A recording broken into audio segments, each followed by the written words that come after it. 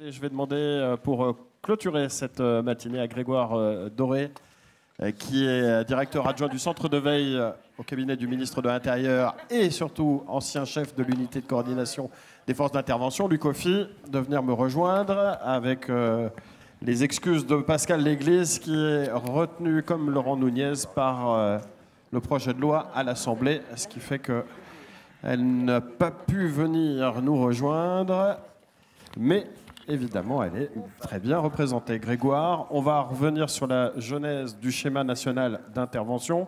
Le schéma national d'intervention, quand est-ce qu'il est né? Alors, l'unité de coordination des forces d'intervention, c'est un outil qui a été mis en place et qui se situe entre la direction générale de la gendarmerie et la direction générale de la police nationale. C'est un outil qui, comme son nom l'indique, sert à communiquer, à coordonner les forces d'intervention, le RAID, les RI, GIGN, tous ceux qui sont spécialisés dans l'intervention. Quand est-ce qu'est né le schéma national d'intervention dont nous parlons maintenant? Bonjour à tous. Alors, merci Pierre-Henri.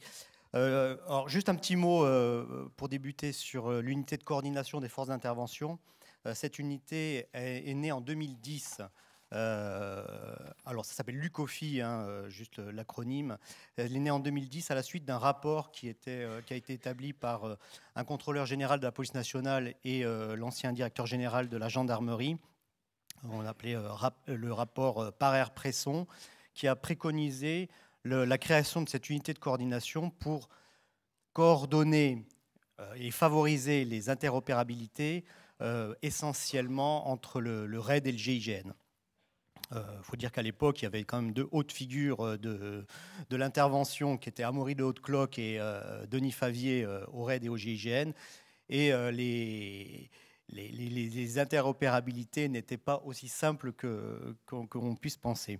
Donc, l'unité de coordination a été créée en 2010. À la tête, il y avait un général de gendarmerie, c'était le général Pierre-Yves Cormier. Et son adjoint était le commissaire divisionnaire Christophe Molmy, qui est actuellement le patron de la BRI. Voilà, la BRI de la préfecture de police. Donc, à tous les deux, ils ont quand même posé les bases de l'unité de coordination des forces d'intervention, en créant des outils, des documents sur l'interopérabilité, sur le baptême terrain, c'est-à-dire pour que ces unités de forces d'intervention puissent davantage travailler ensemble, se connaître. Et puis, il y a également de la doctrine, je vais y revenir après. Donc, cette unité avait au moins le mérite d'exister, mais avec quelques difficultés quand même, il faut quand même l'avouer, pour coordonner, pour coordonner ces forces d'intervention qui étaient quand même assez difficiles. Donc, le schéma national d'intervention. Alors, moi, j'arrive en 2015, et puis se passent les attentats du 13 novembre. Et alors, effectivement, avec tous l'écho que ça a eu dans les médias, il y avait présence du RAID, de la BRI. Le GIGN qui n'était pas loin. Le GIGN qui n'était pas loin. Et puis les polémiques qu'il y a eu derrière tout ça, avec fallait-il intervenir avant, fallait-il attendre le GIGN, pourquoi le GIGN n'est-il pas intervenu, qui était le chef dans tout ça, etc. etc. Bon, l'intervention, c'est fait, il n'y a pas de retour à faire sur ça. Mais en revanche, beaucoup de questions ont émergé à partir de là. Et le ministre de l'Intérieur, qui était Bernard Cazeneuve à cette époque-là, a demandé aux directeurs généraux de la police et de la gendarmerie, ainsi qu'aux préfets de police, de confier un mandat au chef de l'unité de coordination des forces d'intervention pour établir un nouveau schéma national d'intervention. Alors, on parle de nouveau schéma national d'intervention, mais il n'existait pas d'ancien schéma national d'intervention. Donc, voilà, donc le DGPN, DGGN et PP me confient ce mandat-là. Alors, pour bien comprendre la suite pour tout le monde, les forces d'intervention, enfin le territoire national des forces de sécurité intérieure est quand même découpé, on dit souvent, en deux zones, avec une zone police, les zones police nationale davantage dans les villes et agglomérations, une zone gendarmerie nationale à l'extérieur. Et il y a une troisième zone. Et une troisième zone qui est la préfecture de police, voilà, donc qui malgré tout existe, et donc c'est pour ça que le préfet de police était présent dans la réflexion, bien évidemment. Donc ce mandat-là, il demandait plusieurs choses. D'une part, de favoriser ou d'améliorer la primo-intervention. D'autre part, de favoriser ou d'améliorer, pareil, l'intervention spécialisée, qui est l'intervention des forces d'intervention. Et puis de favoriser également l'interopérabilité en opération des forces d'intervention. C'est-à-dire qu'une force d'intervention qui possède une capacité que l'autre n'a pas, qu'il puisse y avoir une meilleure coordination opérationnelle. Donc, ce mandat, alors déjà le mandat, il a eu un certain temps à être établi. Bon, je passe rapidement là-dessus. J'ai très peu de temps pour l'établir. Alors, comment on fait? Alors, il s'agissait surtout pas de réinventer l'eau tiède, hein, si vous me passez l'expression, mais enfin, c'est comme ça qu'on voyait les choses, hein, mais de se servir de l'existant. C'est-à-dire qu'on a monté un groupe de travail. Alors il y avait également, il y avait notamment les patrons des forces d'intervention, mais également les représentants des directions générales qui sont spécialisées sur la doctrine ou spécialisés dans la doctrine, la sécurité publique, parce qu'il y avait les groupes d'intervention de la police nationale qui ne dépendaient de l'outre-mer, qui ne dépendent pas du RAID. Donc, bon, donc voilà, il y avait tout ce groupe de travail qui a été constitué.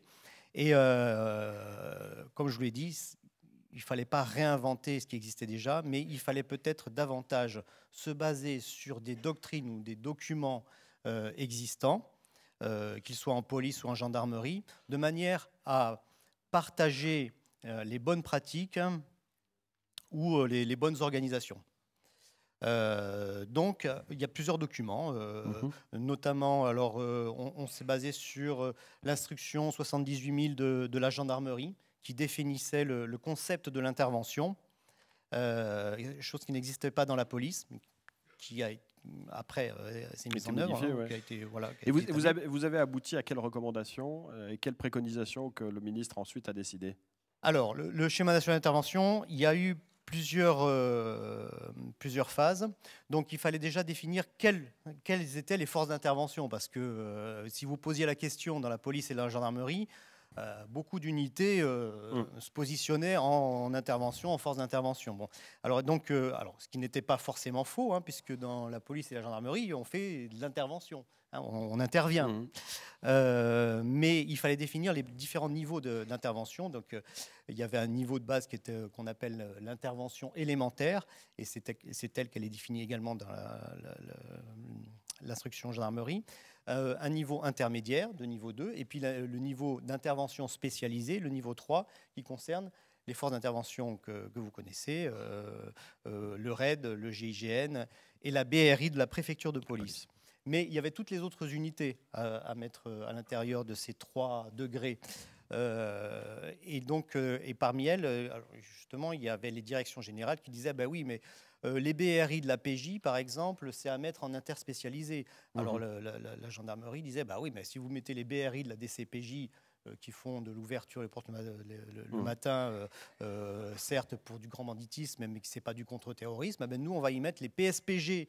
Le peloton de surveillance et de protection de la gendarmerie. Il y a eu pas mal de discussions là-dessus, et puis on a établi quand même, on a figé les choses. Et donc, en intervention spécialisée, on y retrouve, et c'est important de le dire, donc, le RAID GIGN, BRI de la préfecture de police, mais également les antennes du RAID, qui étaient les anciens groupes d'intervention de la police nationale, mais qui ont été récupérés par le RAID en métropole, les groupes d'intervention de la police nationale de l'outre-mer, les PI2G à l'époque, hein, qui se sont transformés en antennes GIGN.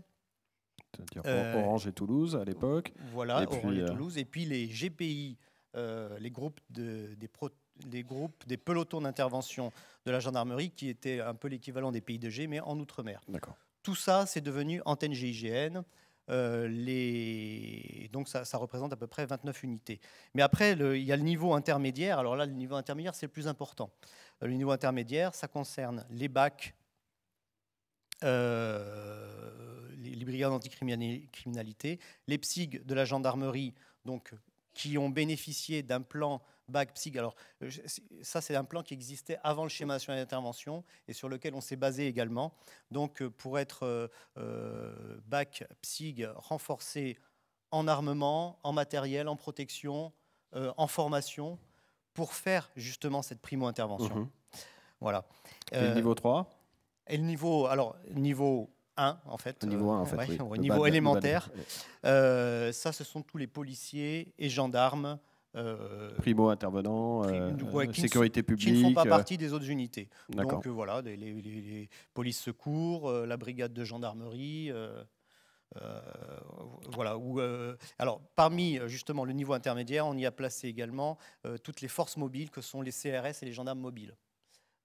Très important parce qu'ils ont chez les CRS des SPI 4G, on en parlait tout à l'heure. Hein. Alors, SPI 4G, ça veut dire section protection intervention de 4e génération. Et les pelotons d'intervention dans les escadrons de gendarmes mobiles qui font de la primo-intervention, qui sont entraînés, qui ont de l'armement, qui ont des protections, casques blindés, boucliers balistiques, donc qui peuvent opérer cette primo-intervention.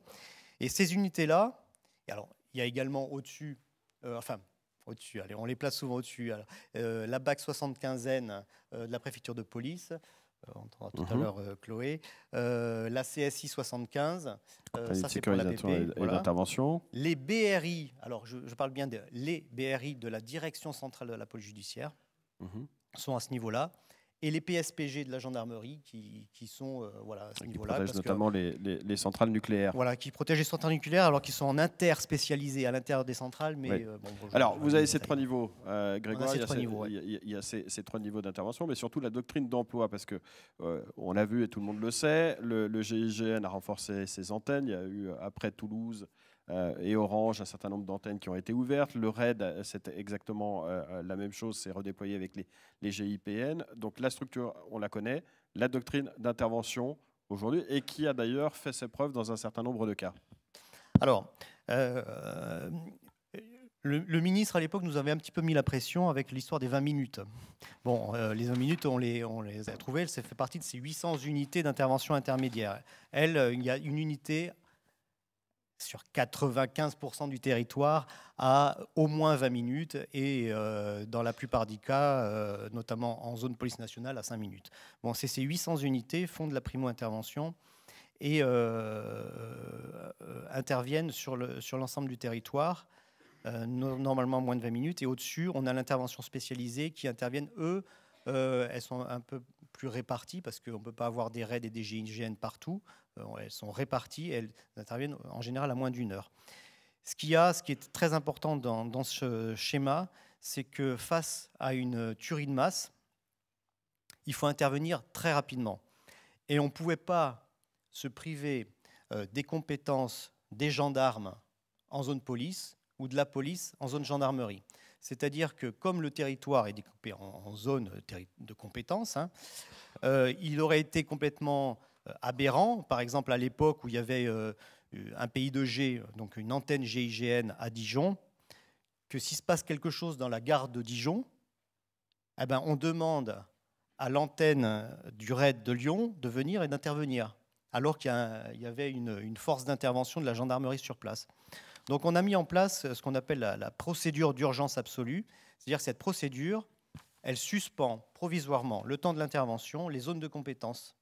Il n'y a plus de zone police, il n'y a plus de zone gendarmerie, et même ça va au-delà, puisque ça suspend également les limites administratives. Hein. C'est-à-dire que d'un département à l'autre, on peut venir sans demander des comptes au préfet ou au directeur départemental ou au commandant de groupement.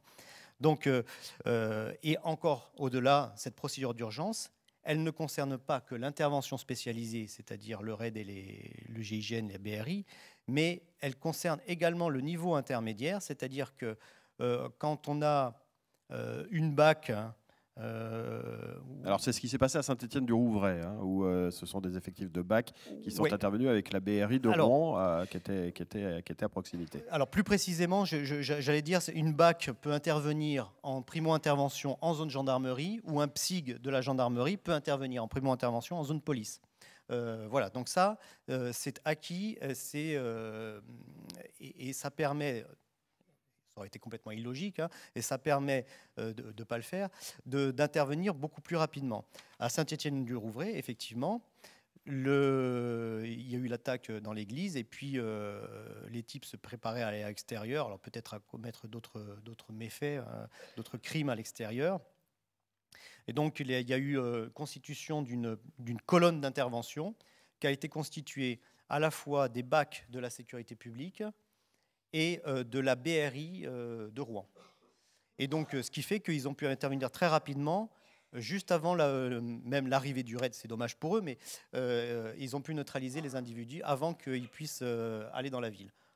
La technique, enfin tout ce qui a guidé la réflexion et puis la mise en œuvre de ce schéma national d'intervention, c'est de pouvoir être en capacité d'interrompre la tuerie de masse le plus rapidement possible. Donc on l'a vu, une redistribution des cartes sur l'ensemble du territoire, une doctrine d'intervention qui fait que là aussi il n'y a plus de zone de compétence telle qu'on la connaît en situation normale. Il y a aussi un armement plus conséquent qui a été donné aux primo-intervenants. Alors ça peut être c'est la sécurité publique, ceux qui vont se rendre le plus rapidement sur les lieux et qui peuvent avoir un impact très fort justement sur la suite des événements. Oui, tout à fait. Donc c'était ce que je disais tout à l'heure, c'est le plan BAC-PSIG qui est venu conforter le schéma, où le schéma s'est inspiré aussi de ce plan-là. Le plan BAC-PSIG qui est venu équiper ces unités de niveau intermédiaire. Alors ça ne concerne pas que les BAC et pas que les PSIG, puisqu'on l'a vu, ça concerne également les CRS, ça concerne les gendarmes mobiles, ça concerne les compagnies de sécurisation et d'intervention, ça concerne les BRI, donc qui ont bénéficié de tout cet armement spécialisé, armes de guerre, boucliers balistiques, casques balistiques, etc., qui vont faire cette primo-intervention et qui vont en tout cas figer la situation. C'est-à-dire que jusqu'au retranchement du commando ou du terroriste lors d'une tuerie de masse.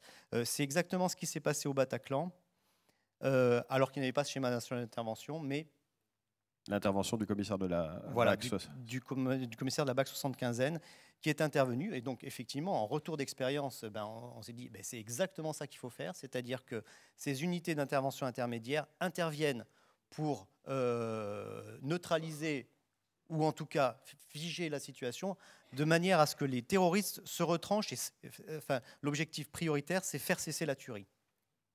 Une fois que la tuerie a cessé, c'est le boulot de l'intervention spécialisée. Alors, je ne sais pas, moi, ils sont retranchés dans une cave, ils ont des otages, ils ont 200 kilos d'explosifs, etc. C'est le boulot de l'interspécialisé.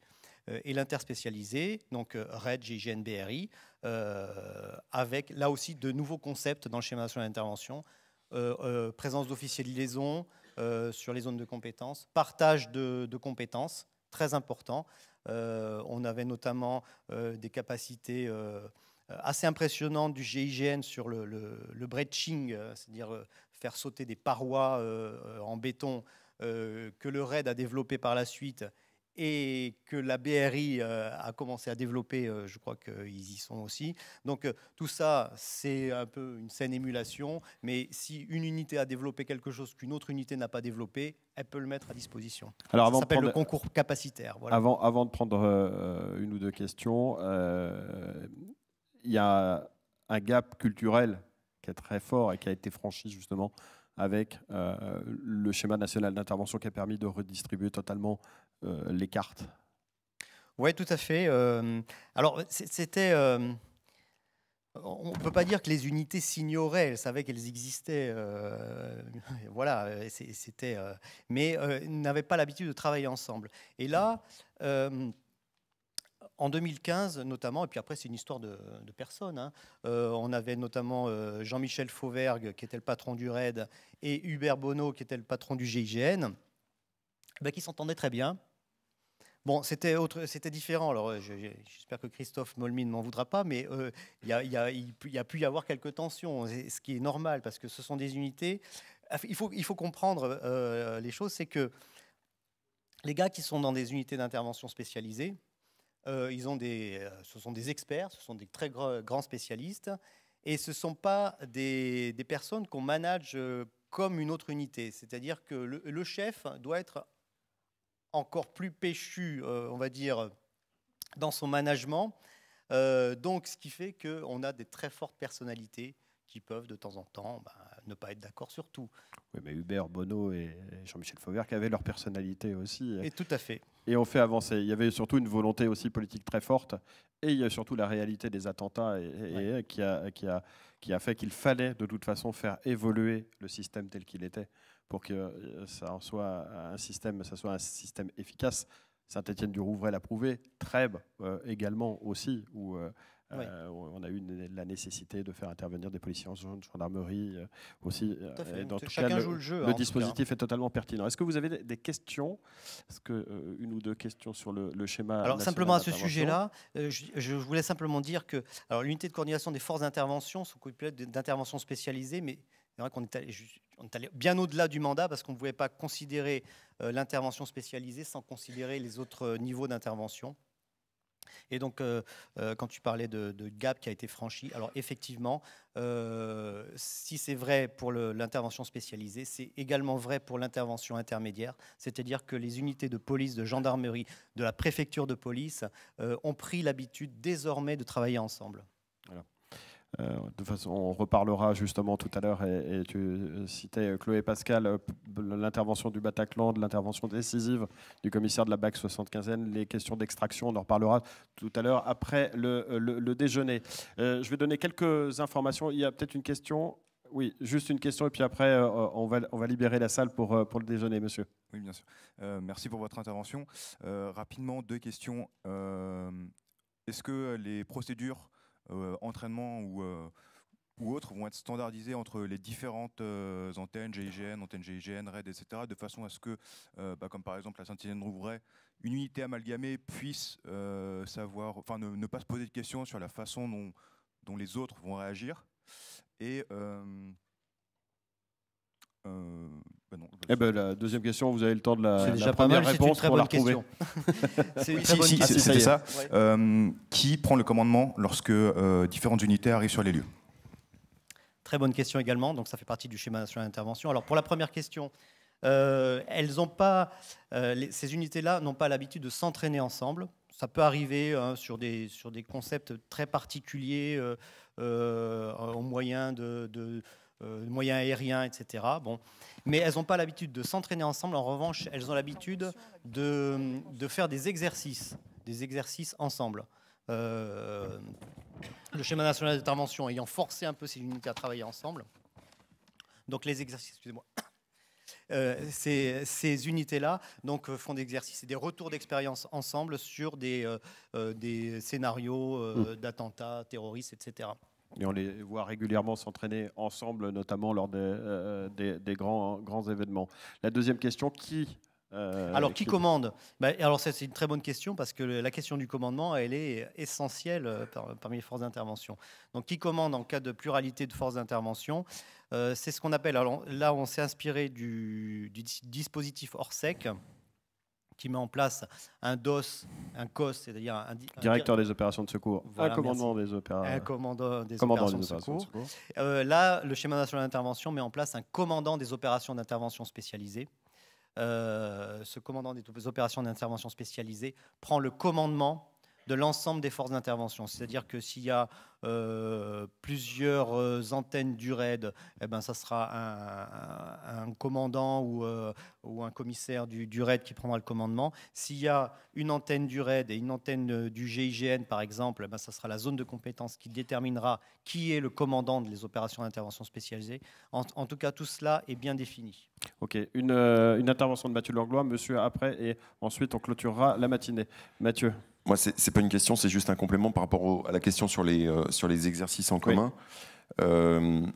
Évidemment, il faut intégrer aussi les services de secours, et on le fait régulièrement. Donc, pardon ? De rien, c'est offert. Mais là, par contre, la réserve, c'est qu'il faut que ce soit réellement, pour en avoir fait un petit paquet, et surtout quand il y a et le GI et le RAID en même temps, il faut que ça reste des exercices et que ce ne soit pas des démonstrations, parce que souvent, s'il y a et le GIGN et le RAID, il va y avoir un ministre qui va se déplacer. Et là, on est plus dans la démonstration.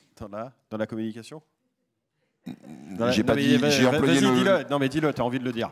T'as envie de dans le mettre l'image, un on va- tag. Ouais. Oui, alors effectivement, Mais il y c'est a eu, important, la com, hein. il y a une belle Et ce qui serait bien, communication c'est qui a de été faire faite. des. Hein. Non, mais ce qui serait bien, et c'est, je pense, un des rôles de l'UCOFI, c'est justement de veiller à ce que ce soit réellement, on soit dans l'exercice, en utilisant les deux forces, en utilisant aussi la réserve Mais on le fait aussi. secours. Oui, Voilà, j'ai tout, on le fait. je me Alors, il y a tais. eu un bel exercice, une belle démonstration qui a été faite du schéma national d'intervention au mois d'octobre à Lyon. À Lyon. Voilà, et qui incluait et effectivement le volet secours avec les groupes d'extraction spécialisés. C'était au stade, dans le nouveau stade, Dans le stade, notamment. Et donc, d'ailleurs, j'ai croisé C'était Didier. en amont du G6, c'est ça? Oui, c'est ça. C'est ça. J'ai croisé le colonel Didier Ramani tout à l'heure, je ne sais plus D'accord. où il est. Bon, donc, tu le retrouveras tout à l'heure. bon, ben voilà, ok. Je vois qu'on Tu n'a vas pas même le temps. pouvoir aller merci. déjeuner parce qu'en fait, il en lance Vous un avez appel. faim Monsieur Ramani, si vous pouvez aller déjeuner avec Grégoire Doré, s'il vous plaît. Monsieur, s'il vous plaît. Merci, monsieur le président. Le colonel Hassan Saoudi, je suis un colonel en retraite de la gendarmerie royale marocaine. Dans votre exposé, monsieur Grégoire, vous avez parlé de toutes les unités qui interviennent sur un attentat. Et pour avoir vécu ça dans mon pays, j'ai l'impression que vous avez oublié un maillon important. C'est ceux qui assurent toute la sécurité de l'attentat dans des périmètres, mais vous avez oublié aussi les unités d'investigation scientifiques qui sont très importantes en termes de responsabilité. Pardon ? Alors moi, je vais dire, on ne l'a pas oublié, on ne l'a pas encore abordé. Ah bon ? Et justement, cet après-midi, on va parler de toute la sécurisation du périmètre. Oui, mais... Et on en revient. Non, mais en plus, non, mais c'est pas un truc d'opportunité. Je suis pas en train de vous vendre Ouais, quelque je chose sais qui pas, n'existe pas sur le programme, monsieur. Vous on avez ne vous a parlé pas de quoi ? menti ici à l'énergie. Vous serez servi C'est cet la après-midi. coordination. On a Vous parlé serez- de la on va parler coordination. on va parler des Très périmètres bien. de sécurité, on va parler de l'extraction Eh ben, et je on reprends. parlera aussi de la judiciarisation. Ah, d'accord. Et il y aura la Oui, présence alors de magistrats. c'est prévu. alors, C'est le zonage. voilà, Alors, je diffère ma question. Voilà. Merci. La dernière chose, avant que vous partiez, parce que j'ai quelques infos à vous donner, c'est que vous avez la possibilité de déjeuner au self pour la somme modique de 9,81 €. Voilà, seulement vous pouvez acheter vos tickets par carte bleue et uniquement à l'automate. Pour ceux qui veulent déjeuner dehors, il faut sortir par le 1, place Joffre, mais il faut rentrer par le 5. C'est les petites joies de l'école militaire que beaucoup connaissent. Et avec une nouvelle fouille et contrôle d'identité. Donc voilà ce qui vous attend si vous ressortez et vous rentrez par le 5. Et on pourra se retrouver ici entre 13h et 14h20 pour le café à l'espace Joffre. À tout à l'heure. Merci beaucoup.